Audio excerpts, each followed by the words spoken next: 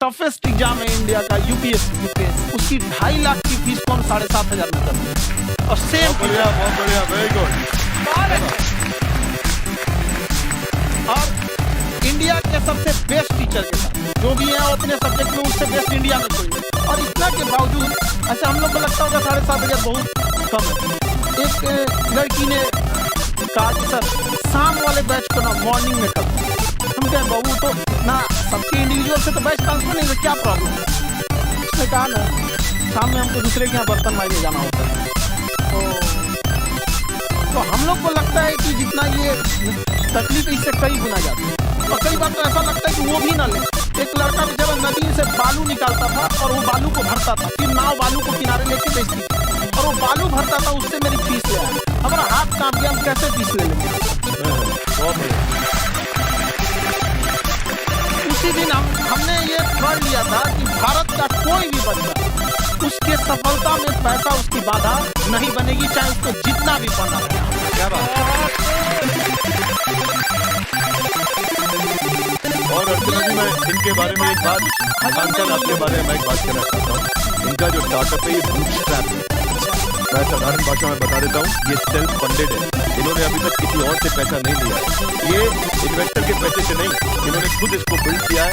और बल्कि इतना स्ट्रॉन्ग स्टार्टअप है ये कि मैं कहूँगा कि अगर इन्वेस्टर्स को इन्वेस्ट करना है तो मैं इंडोर्स करता हूँ ऐसे स्टार्टअप को। यही सब चीजों को देखते हुए कई लोगों ने धमकी भी दिया था वहाँ पर, और उसके बाद बम चला दिया और 7-8 बम चला दिया।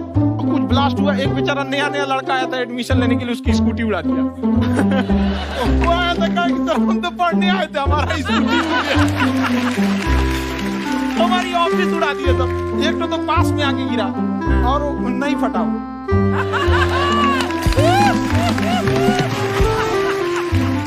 बाद में बहुत सारे लोग धमकियां दिए, लेकिन कहते हैं ना सूरज कितना भी तेज चमक ले समंदर नहीं सुखा सकता। वाह वाह वाह, क्या बात है।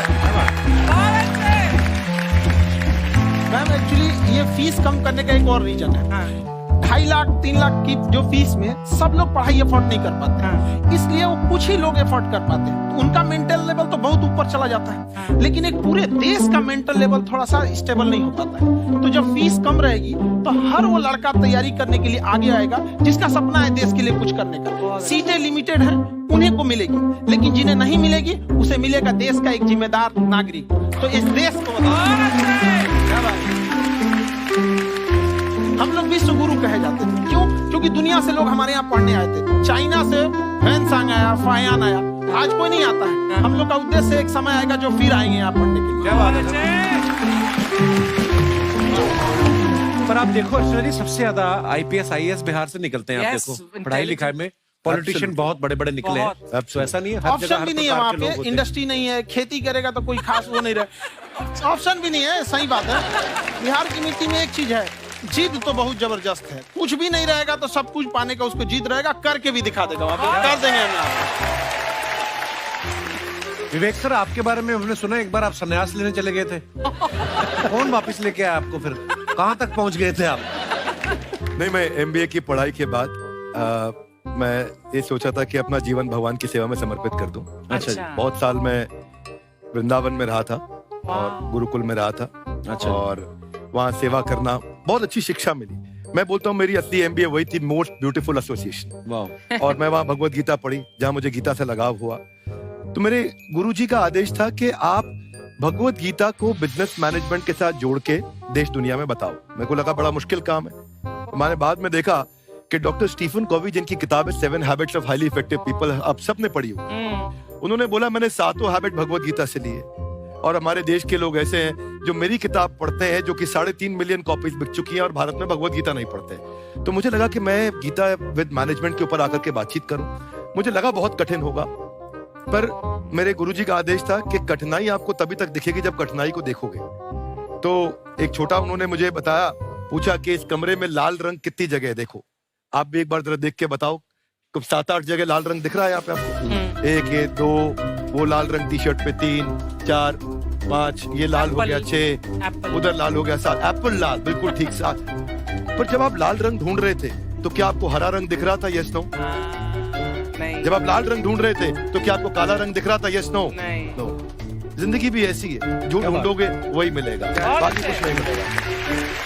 तो उन्होंने कहा कि आप इसी सोल्यूशन पे फोकस करो और गीता के मैसेज को पहुंचाओ। तो मैं बिजनेस मैनेजमेंट के प्रोग्राम्स कॉर्पोरेट्स में करने शुरू किए, क्योंकि गीता पहला मोटिवेशनल सेमिनार जो पृथ्वी के इतिहास में कपिल जी हुआ, वो कृष्ण ने दिया था। पहले मोटिवेशनल स्पीकर इस पृथ्वी के इतिहास के कृष्ण थे, जिन्होंने अर्जुन को रणभूमि में मोटिवेट किया। बड़ी पेशेंस कृष्ण ने अपने लीडरशिप क्वालिटी से दिखाई, वो मुझसे मुझे बड़ा इंस्पायर किया, वो चर्चा ने इंस्पायर किया और डिस्कशन ने इंस्पायर किया। तो डिस्कशन को मैं आज भी लेके चलता हूँ। कहाँ सर, हमने सुना है आप 5 स्टार में रुके थे कल और नीचे जाके वड़ा पाव खाने गए आप रेडी पे।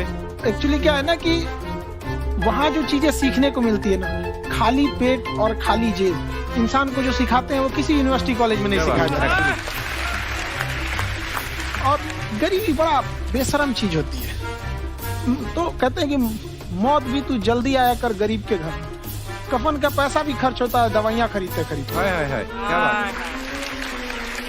और खान सर की खासियत ये है कि जिसको तो पढ़ना है, जिसको एजुकेशन चाहिए, वो तो इनका वीडियो देखते हैं। लेकिन वैसे भी कई लोग, जैसे अर्चना जी बात करी थी, कहते मैंने जब देखना शुरू किया तो मैंने बैक टू बैक इतने सारे वीडियोस देखे, क्योंकि आपका जो तरीका जो बोलने में, एक तो इनकी जो टोन है पढ़ाने में, और साथ साथ में जो ह्यूमर आता रहता है, तो उसकी वजह से और भी इंटरेस्टिंग हो जाते हैं आपके वीडियो। शुरुआत में हम लोग जब स्टूडेंट लाइफ में थे, या हम कई स्टूडेंट को भी देखते हैं, वो बेचारे जब थक जाते हैं तो आपका शो देखने लगते हैं।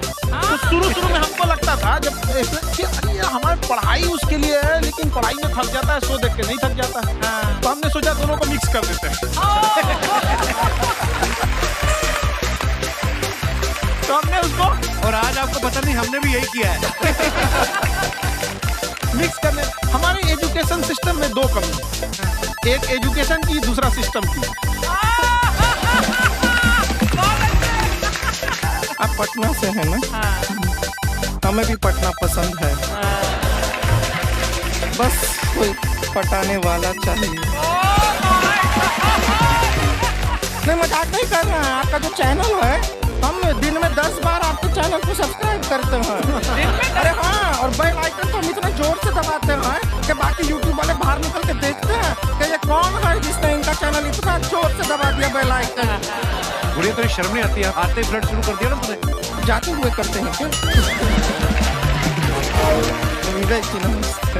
आपसे काम से छोटे से कर देंगे आप? ये क्यों करेंगे?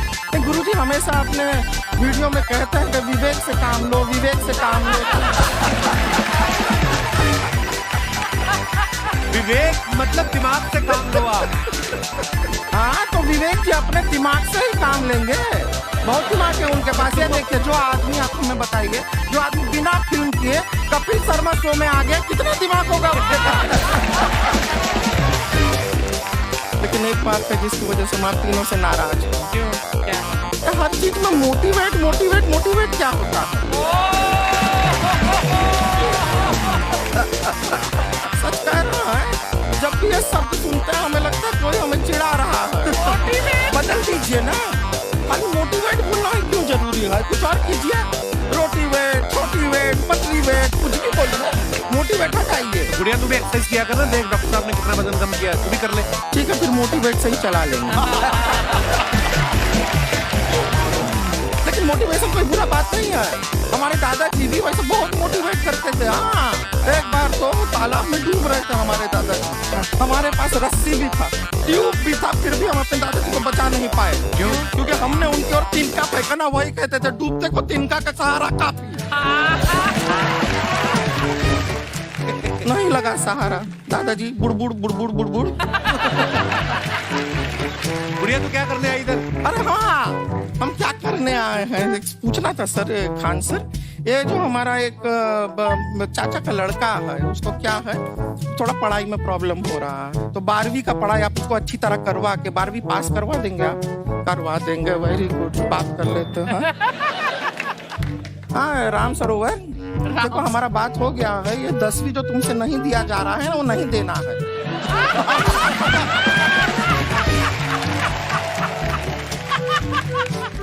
टेंशन नहीं है, 10वीं का खान सर से बात हुआ, ये सीधा 12वीं पढ़ा के पास कर देंगे। अरे ऐसे नहीं होता, पहले 10वीं पास करनी पड़ेगी, फिर 12वीं होगी ना। ऐसा कोई जरूरी नहीं है ये सीक्वेंस। हमारे मौसा जी थे, उनसे ना 10वीं हुई ना 12वीं हुई, अभी 3 दिन पहले सीधा उनकी 13वीं हुई। एक्चुअली क्या है, पढ़ाई लिखाई का हमको बहुत ज्यादा नॉलेज है नहीं। गांव में पढ़े हैं ना सर, स्कूल कहाँ होते थे अर्चना जी, गांव में स्कूल नहीं था, पेड़ के नीचे पढ़ते थे हम।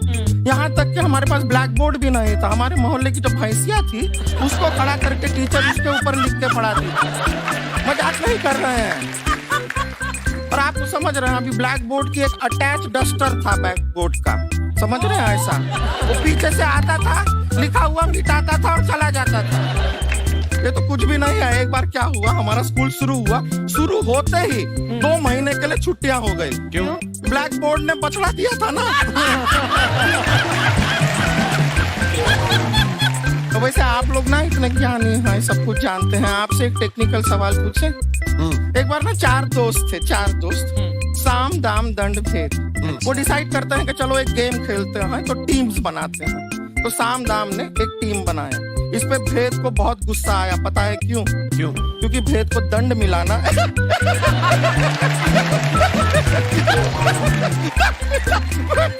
ये सिर्फ हंसती नहीं है सर, थोड़ा सा पेट्रोल पिला दो स्टार्ट भी हो जाती है। इतना है कि और भी बता दीजिए, जब हम बीमार होते हैं हम डॉक्टर के पास नहीं मैकेनिक के पास जाते हैं, और डिटेल दे दीजिए। ऐसा कुछ नहीं है सर, ये बोलते हैं खाली। लेकिन अभी एक रिक्वेस्ट था सर, हमारा एक भाई है, पुरुषोत्तम नाम है उसका, वो गांव से आया हुआ है। आप लोग थोड़ा उससे सब बातचीत करेंगे, थोड़ा उसको प्रोत्साहन देंगे। और शर्मा जी, आपसे भी एक रिक्वेस्ट था, आपसे हमने कभी कुछ मांगा नहीं है। पुरुषोत्तम आएगा ना, एक बार बस उससे कह दीजिएगा, पुरुषोत्तम तुम कितने हैंडसम हो। मैंने देखा ही नहीं अभी तक। हाँ तो देख के बस बोल दीजिएगा तुम कितने हैंडसम हो, ऐसा बोल दीजिएगा प्लीज। ठीक है, हम बुला लेते हैं पुरुषोत्तम।